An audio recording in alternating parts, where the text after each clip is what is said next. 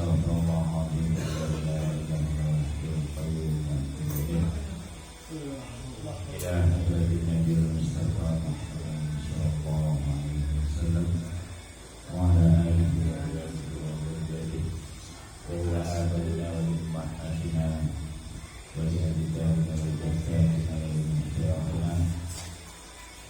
wa liman ahwana wa liman wabahna wa liman mu'minina wa mu'minat wa muslimin wa muslimat khususan ila ruhul hadith syurga ilah wa lahumul fatihah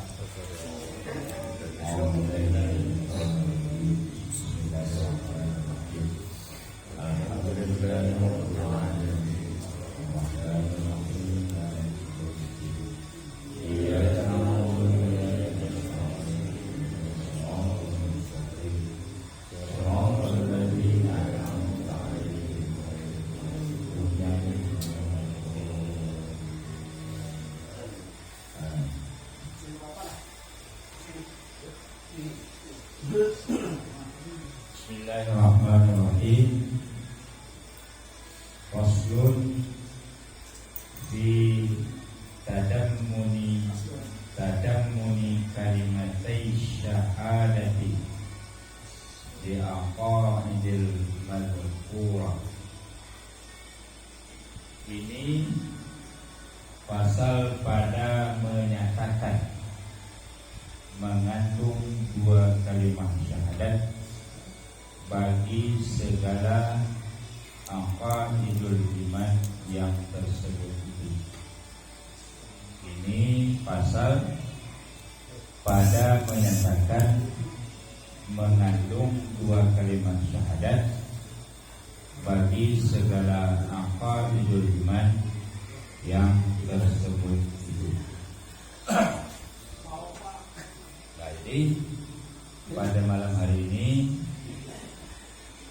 pelajaran kita mengenai kandungan daripada dua kalimat syahadat. Di dalam kalimat asyhadu an la ilaha illallah wa asyhadu anna Muhammadar Rasulullah. Jadi dalam kalimat itu berarti apa yang terkandung di dalam itu, nah, yang masuk di dalam kalimat dua kalimat syahadat. Di dalam akidah yang 50 itu ada yang angka yang 50 yang wajib kita ketahui, yang wajib kita kenal. Dan dari yang 50 itu yang mana yang masuk di dalam dua kalimat syahadat. Paham ya? Ketahui olehmu bahwasanya menghimpunkan akan sekalian aqaidul iman pada hak Allah Ta'ala dan pada hak sekalian pesuruhnya oleh makna kata la ilaha illallah Muhammadur Rasulullah, yang menghimpunkan bagi segala aqaid itu. Makna perkataan itu bukan diri kata yang tersebut itu. Ya. Diulang kembali. Ketahuilah olehmu bahwasanya menghimpunkan akan sekalian aqaidul iman pada hak Allah Ta'ala dan pada hak sekalian pesuruhnya oleh makna kata la ilaha illallah Muhammadur Rasulullah. Jadi akidah yang 50 ya, akidah yang 50 yang wajib bagi Allah, mustahil bagi Allah, harus bagi Allah, wajib bagi Rasul, harus bagi Rasul, dan mustahil bagi Rasul, itu terhimpun dalam kalimat dari mana kalimat mana la ilaha illallah. Dalam makna kata la ilaha illallah yang menghimpunkan bagi segala apa itu makna perkataan itu. Jadi makna dari perkataan. Jadi akidah yang 50 terhimpun di dalam makna perkataan. Nah, makna daripada perkataan la ilaha illallah itu. Nah, paham ya? Bukan diri kata yang tersebut itu. Jadi bukan dalam kata la ilaha illallah itu terhimpun, cuma dalam makna kata itu. Betul tak? Betul kan? Nah, jadi apa makna la ilaha illallah yang kita pelajari? La ilaha mustaghniyun an kulli ma siwa. Mana dia? Illallah wa muftakirun ilaihi kullu ma. Ada di dalam kalimat la ilaha kemarin tersimpun di situ berapa? Tersimpun di situ 26 berapa? Tersimpan 28 apa? Di dalam kalimat illallah tersimpun di situ berapa? Kalau 28 berapa tinggal lagi?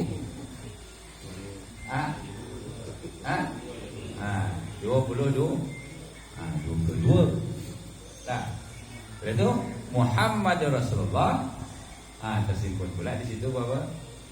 9. Ya? Jadi bukan dalam kata itu, cuma dalam makna kata itu ada. Jadi kalau makna itu apa? Jadi kalau dalam kata, kalau makna itu mana? Ma yufhamu minal lafzi. Apa yang dipaham dari lafaz ada yang makna. Ya? Itu makna ya, beda. Beda makna dengan arti. Kalau la ilaha illallah artinya tidak ada Tuhan melainkan Allah. Itu arti itu. Nah, itu arti la ilaha illallah.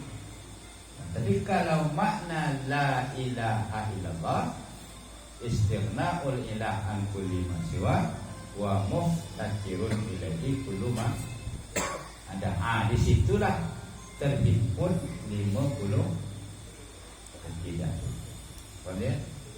Itulah letak daripada yang seluruh akaid yang wajib bagi Allah, mustahil bagi Allah, harus bagi Allah, wajib bagi Rasul, mustahil bagi Rasul, dan harus bagi Rasul. Dalam makna itu, bukan langkah. Paham ya? Bermula kenyataan yang demikian itu, bahwasanya jumlah yang pertama yaitu la ilaha illallah memberi faedah ia akan ikrar. Ikrar itu mengiyakan, mengikrarkan, memberi faedah ia akan ikrar dengan menafikan Tuhan, uluhiyah Tuhan daripada yang lain daripada Allah Ta'ala. Jadi kata-kata la ilaha illallah itu ada kata-kata dengan kita mengucapkan la ilaha illallah berarti kita mengikrarkan, mengiyakan atau mengiyakan bahwa tidak ada Tuhan, hanya Allah. Itu yang kata-kata la ilaha illallah. Paham ya? Nah, itu memberi faedah ia akan ikrar. Ikrar itu ikrar itu adalah mengiyakan, menjanji, berjanji juga. Berarti membenarkan, ya. membenarkan, mengikrarkan dengan menafikan, dengan meniadakan Tuhan daripada yang lain daripada Allah. Jadi kita mengucapkan la ilaha illallah itu berarti kita mengatakan bahawa Tuhan yang sebenarnya itu hanyalah Allah, tidak ada yang lain. Nah, dan mengisbatkan Tuhan baginya, menetapkan bahawa Tuhan itu hanya Allah. Nah, menetapkan yang Tuhan itu hanya Allah. Jadi selain daripada Allah, nah, kita tidak mengakui kalau itu Tuhan. Nah, itu dengan kita mengatakan la ilaha illallah. Yang pertama, kita tiadakan dulu Tuhan. Kita tiadakan, tidak ada Tuhan selain kecuali hanya Allah. Ini menyimpankan bahawa Tuhan itu hanyalah Allah. Faham ya? Daripada Allah, dan mengisbatkan, menetapkan uluhiyah Tuhan baginya, baginya Allah. Dan hakikat Tuhan yang disembah dengan sebenarnya.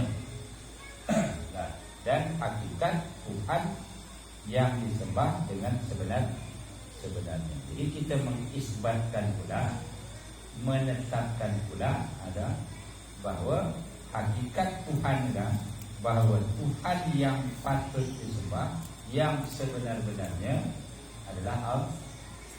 Jadi makna la ilaha illallah itu la ma'bud bil haq illallah. Nah, di mana apa? Makna la ilaha illallah itu yang masyhur atau yang umum. Makna daripada la ilaha illallah itu la ma'bud bil haq illallah. Jadi tidak ada yang disembah yang sebenar-benarnya kita sembah kecuali hanya Allah.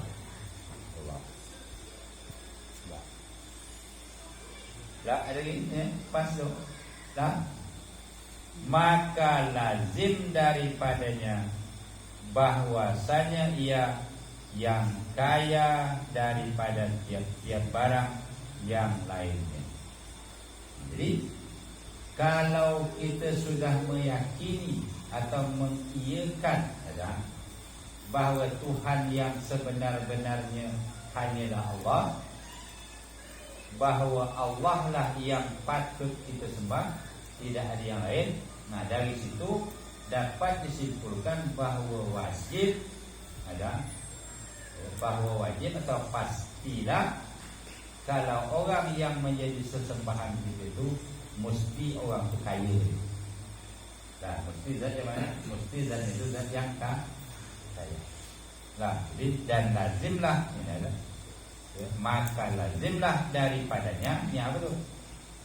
Nya itu kemana tadi? Nya itu kembalinya kepada hakikat Tuhan itu yang disembah dengan sebenarnya. Nya itu ya. Maka lazim daripadanya bahwasanya ia yang kaya daripada tiap-tiap barang yang lainnya, dan yang berkehendak kepadanya oleh tiap-tiap barang yang lain. Nah, jadi Tuhan Allah kaya dari sesuatu dari tiap-tiap barang selainnya. Berarti Allah tidak membutuhkan apapun selain daripada Dia, dan berkehendak semuanya kepada Dia. Maka itulah zat yang paling berhak untuk dijadikan sebagai Tuhan. Kalau tidak begitu bagaimana? Kalau tidak istighna dia, dan kalau tidak iftikar kepada dia, maka tidak layak dijadikan sebagai Tuhan. Kalau mereka tidak layak, tak bisa menjadi Tuhan. Tak? Patut tak kita jadi Tuhan kan? Tak? Tidak patut. Kenapa? Kerana kita tidak kaya. Tak? Kenapa? Kerana kita tidak. Jadi jangan mengaku aku jadi Tuhan kan? Kenapa? Kerana kita tidak kaya. Jadi dia kaya ni. Ha?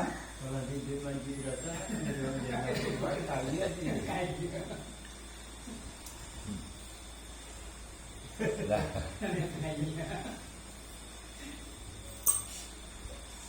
Dan lazim ini menghimpunkan akan aqaidul iman yang ta'alluq dengan Tuhan dan melazimkan ia akan Nabi wajib memperbuat tiap-tiap mungkin atau meninggalkan dia atasnya, dan maha suci ia daripada mengambil faedah daripada segala perbuatan dan segala hukumnya, dan baharu alam sekaliannya, dan tiada memberi bekas kainat dengan kuahnya dan tabiatnya seperti yang telah lalu kenyataan. Jadi yang kaya itu macam mana ada? Yang kaya itu macam mana ada? Jadi yang masuk dalam kata-kata istighna'ul ilah ada, yang sudah kita pelajari di rumah itu kan? Dalam kata-kata la ilaha, yang pertama berapa? Ada 11, ya kan? 11 sifat yang wajib bagi Allah. Nah, dari 11 itu lawannya pula 11, jadi 22. Setelah itu masuk pula di dalam itu 3 sifat. Ada. Masuk berapa ni? Yang pertama apa? Yang kedua sudah cuba. Ingat lagi. Apa dia? Ingat lagi nak lah. Yang tiga apa? Allah tidak mengambil manfaat dari perbuatan dan hukum. Ya kan? Allah tidak mengambil manfaat dari perbuatan dan hukum. Jadi apa yang Tuhan buat, hukum yang telah Tuhan buat, Allah tidak mengambil manfaat dari itu kan? Ya kan? Jadi lawannya apa? Lawannya mengambil manfaat dari perbuatan dan hukum. Setelah itu apa? Kainat ada tidak bisa memberi bekas dengan tabiatnya atau dengan kekuatannya. Jadi kalau yang tadi air bukan menghilangkan dahaga dengan tabiatnya.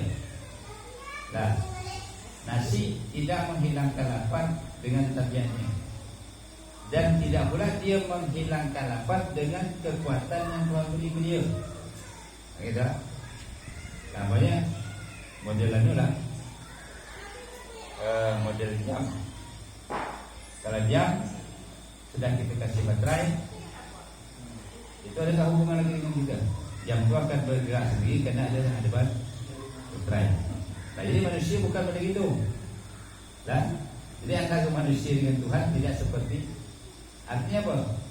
Walaupun ada kuah, kekuatan diberikan Tuhan kepada manusia, kekuatan itu tidak bisa memberi bekas. Kekuatan itu tidak bisa beri bekas. Tak bisa je. Kalau saya ni dah angkat ini walaupun saya punya kuat kudrat telah diberikan Tuhan kudrat awalnya mengangkat ini. Jadi saya mengangkat gelas ini bukan dengan kekuatan yang ada di saya, tidak. Tapi apa? Sewaktu saya mengangkat ini, disitulah Tuhan mendatangkan angkatnya. Memberikan kuah untuk mengangkat. Begitu juga selanjutnya. Itu letak istilahnya itu. Dan baharu alam sekaliannya. Alam itu baharu. Yang ketiga alam baharu. Tidakkah? Hadir. Jadi kalau seandainya alam itu hadir, macam mana? Tentu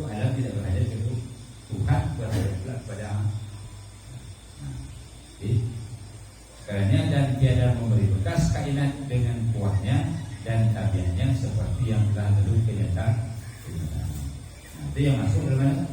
Yang masuk di dalam kalimat la ilaha illallah. Baik. Jadi berapa tu? Jadi la ilaha berarti 11. Ya, 11 22 kira-kira sudah itu bukan 3 beserta lawannya 6 menjadi 28. Nah, jadi betul illallah. Nah, sudah kata illallah. Nah, di situ 9. Dan sudah 9 apa maksud turunannya lagi? Nah, sudah 9 itu masuk lagi. 9 18 tambah 2 pula lagi. Nah, apa yang 2 9 tu? Ingat lagi? Hah? Apa dia ingat lagi? Ingat lagi? Nah, jadi 22. Jadi semuanya 50. Nah, jadi dalam kata-kata la ilaha illallah, masuk di dalam itu tu berapa? 50 hampir. Jadi kalau mereka tak ingat lagi, tengoklah semua dia baca di sini. Kuliah dia tak? Tak. Buku dia kan baca semua.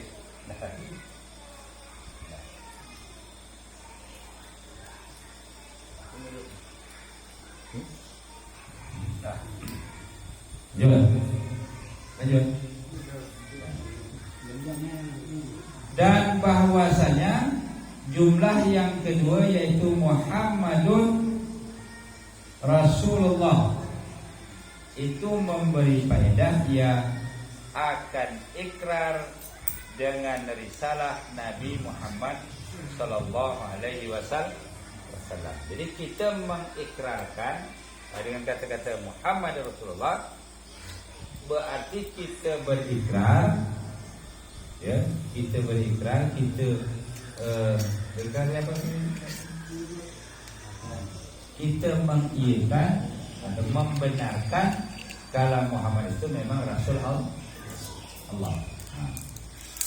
Jadi yang pertama kita berikrar menafikan Tuhan selain Allah dan mengiyakan dan menetapkan kalau Allah itu adalah Tuhan yang sebenarnya yang disembah. Nah, dengan kata-kata Muhammad Rasulullah berarti kita mengikrar atau mengiyakan, meyakini kalau Nabi Muhammad itu benar-benar Rasul Allah. Nah, ikrar dengan risalah Nabi Muhammad SAW. Apa risalah? Jadi mengiyakan Muhammad itu Nabi dan kita mengiyakan pula apa yang dibawa oleh Nabi. Nah, jadi jangan kita meyakini Muhammad Nabi sebagai risalah yang dibawa dia, tidak kita iyakan, berarti tidak ikrar nama dia. Nah, jadi yang ikrar itu macam mana? Membenarkan seseorang, dan itu apa yang disampaikan seseorang itu juga harus kita iyakan dulu. Nah, jadi jangan kalau orang dia iyalah kata dia percaya, sementara kalau yang dibawa dia tidak percaya, itu kan namanya tidak ikrar nama dia. Nah, jadi Muhammad Rasulullah memberi faedah yang akan ikrar dengan risalah Nabi Muhammad sallallahu alaihi wasallam. Jadi kalau kita ikrar macam mana?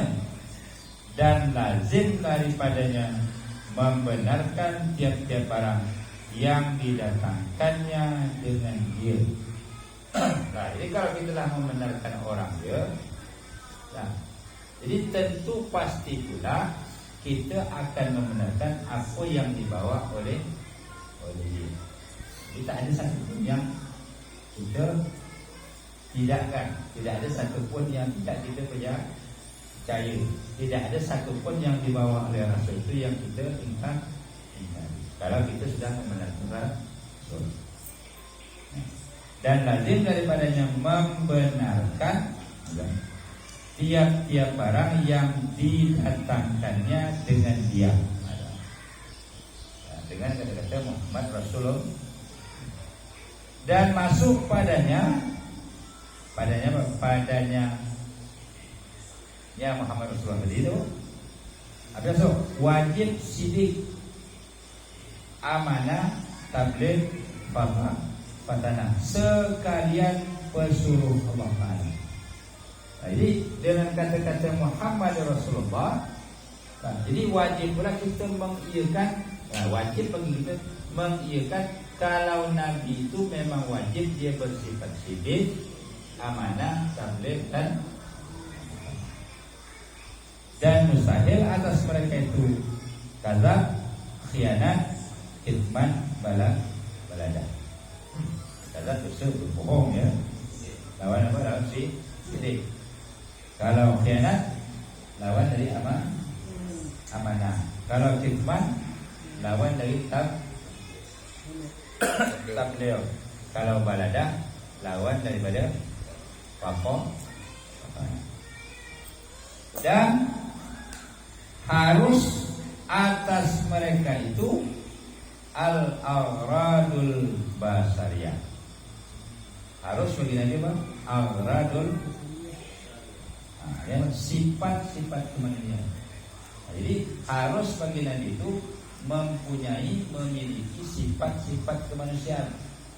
Makan, minum, sakit, berkeluarga, ada apa sifat manusia. Itu harus bagi Nabi.